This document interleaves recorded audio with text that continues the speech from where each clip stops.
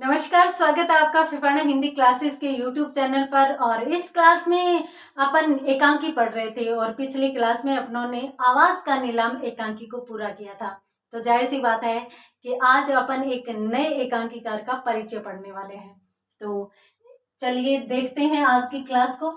और आज अपन पढ़ने वाले हैं सफदर हाशमी, एक महत्वपूर्ण प्रगतिशील विचारक, क्रांतिकारी विचारक और निम्न व मध्यम वर्ग की आवाज बनने वाले विचारक को सफदर हाशमी, जिनका नाम होता है सफदर हाशमी।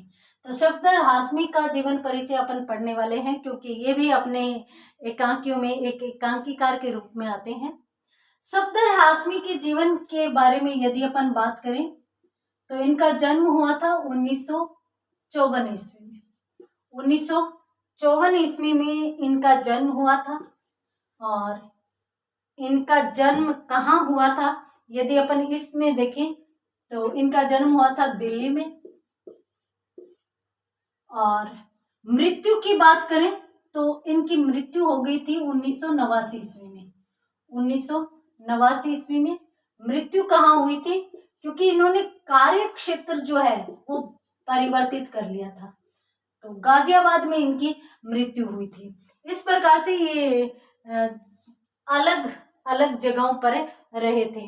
तो एक ऐसे क्रांतिकारी विचारक, मार्क्सवादी विचारक जो साहित्य के लिए अविस्मरणीय रहे।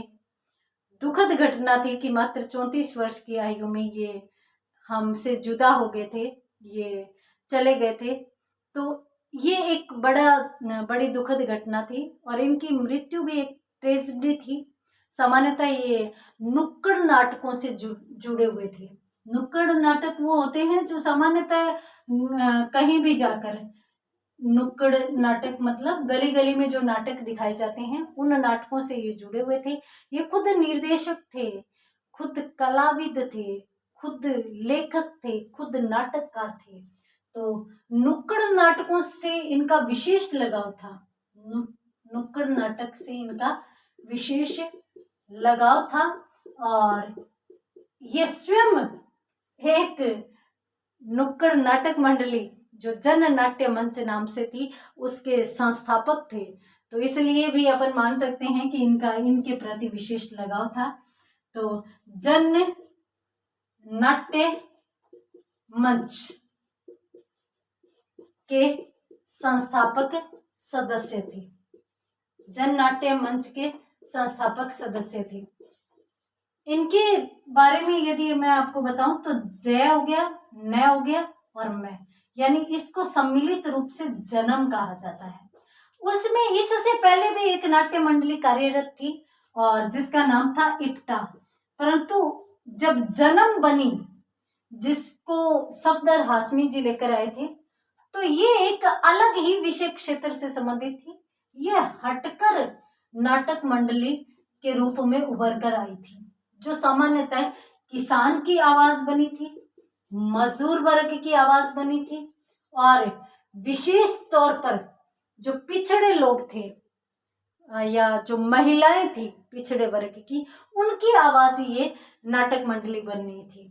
तो जो नाटक मंडली थी वो जगह जगह पर जाकर नाटकों का प्रदर्शन करती थी और जगह जगह पर सामान्यतः इनके नाटकों को जो देखने वाले लोग आते थे वो इसी प्रकार के लोग आते थे, किसान मजदूर लोग अधिक आते थे। और इनके नाटक इतने अच्छे होते थे कि लोग इन्हें बहुत ज्यादा पसंद करते थे। ये सामान्यतः अनेक संस्थाओं से जुड़े हुए थे। ये धारावाहिकों में भी लेखन कार्य करते थे। परंतु दुखद बात यह है कि ये एक जगह नाटक कर रहे थे और नाटक करते समय ही इन पर हमला हुआ। इनके शरीर पर चोटें गहरी थी, जिस कारण इनकी मृत्यु हो गई। तो इनकी मृत्यु भी एक दुखद घटना थी। पहले आप इसका स्क्रीनशॉट लीजिए, उसके बाद में कुछ इनके बारे में और चीजें हैं वो भी आपको बता देती हूँ। ये स्टूडेंट फेडरेशन ऑफ इंडिया के भी संस्थापक सदस्य थे। स्टूडेंट फेडरेशन ऑफ इंडिया, जिसको अपन SFI नाम से जानते हैं। तो इन्होंने दो की स्थापना की थी, एक तो जन्म की और एक एसएफआई की। इसीलिए तो इनको क्रांतिकारी विचारक कहा जाता है। इनकी विशेष बात थी, एक तो आप नोट लगा कर लिख लेना कि ये प्रगतिशील व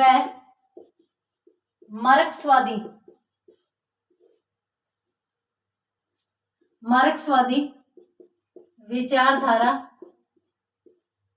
के लेखक, प्रगतिशील मार्क्सवादी विचारधारा के लेखक थे। इसके साथ साथ अपन कह सकते हैं स्टूडेंट फेडरेशन ऑफ इंडिया, जिसे अपन क्या कह सकते हैं, SFI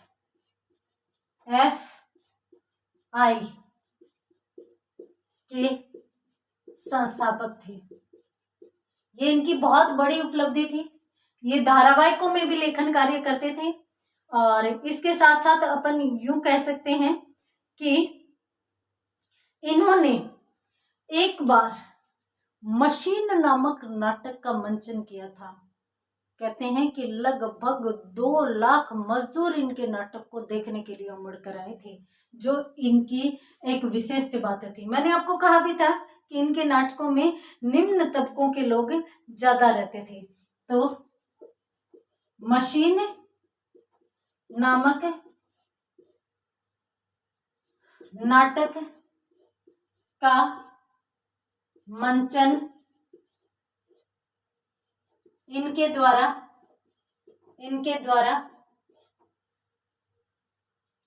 लगभग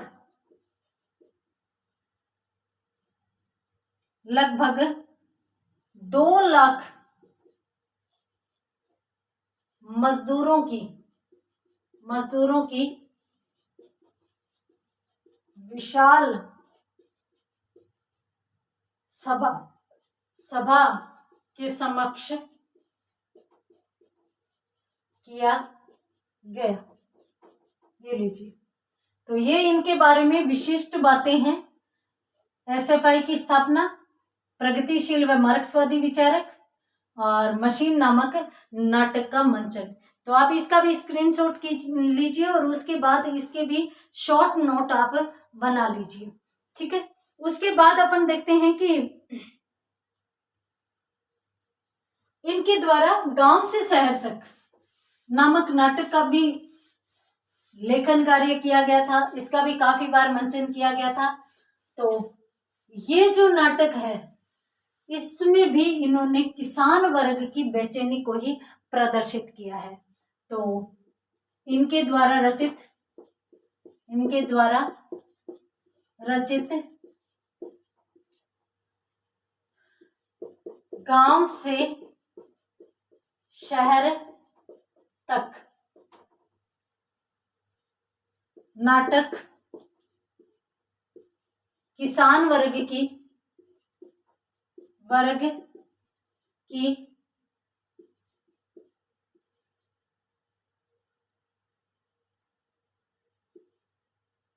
बेचैनी को उभारने वाला नाटक है।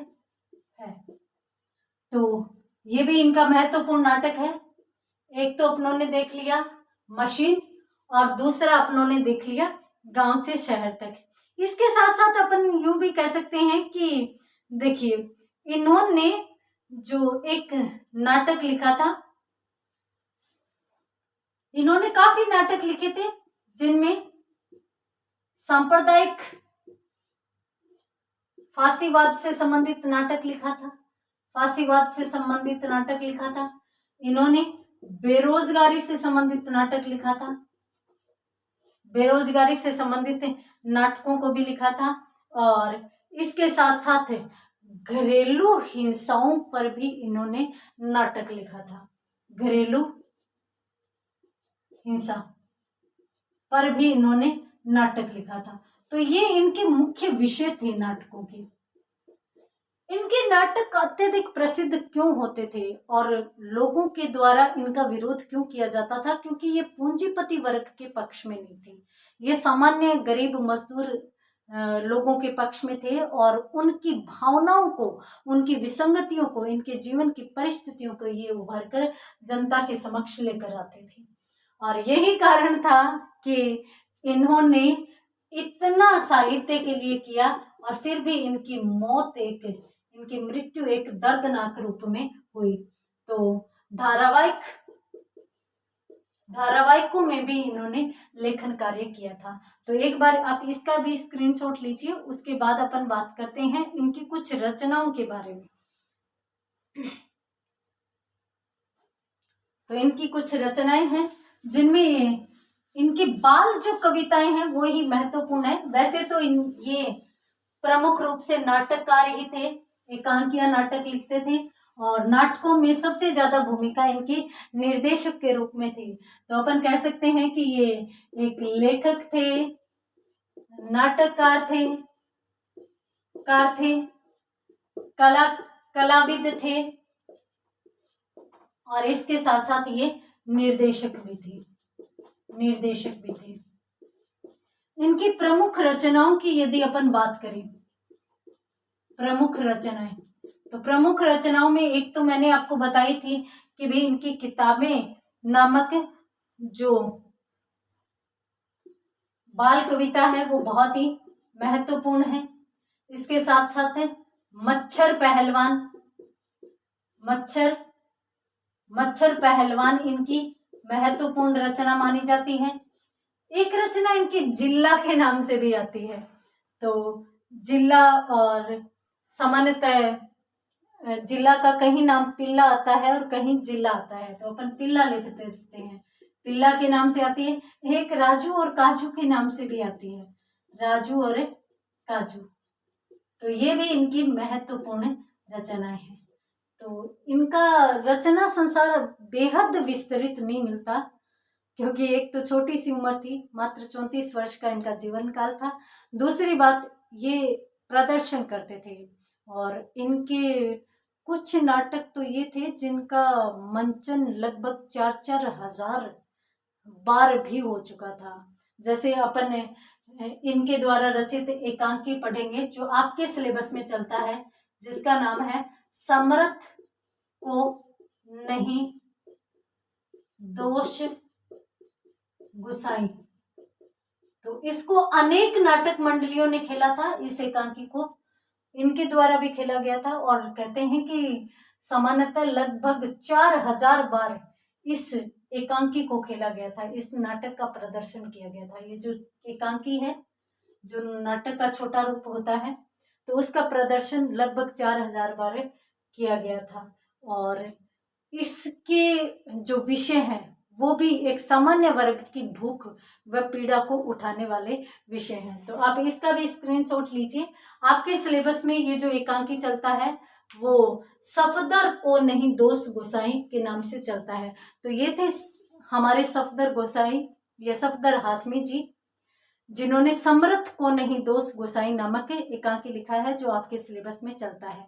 तो 1954 से लेकर 1989 तक के जीवन काल वाले जो सफदर हाशमी हैं, वो पूरे भारत में नुक्कड़ नुक्कड़ पर, गली गली पर जाकर नाटकों का मंचन करवाते थे। इनका खुद का प्रदर्शन बहुत अच्छा होता था, ये स्वयं भी अभिनेता होते थे। तो ये इनका छोटा सा जीवन परिचय था। कल से अपन इनका एकांकी पढ़ेंगे। तो आज की क्लास में इतना ही, मिलते हैं अगली क्लास में, तब तक के लिए धन्यवाद।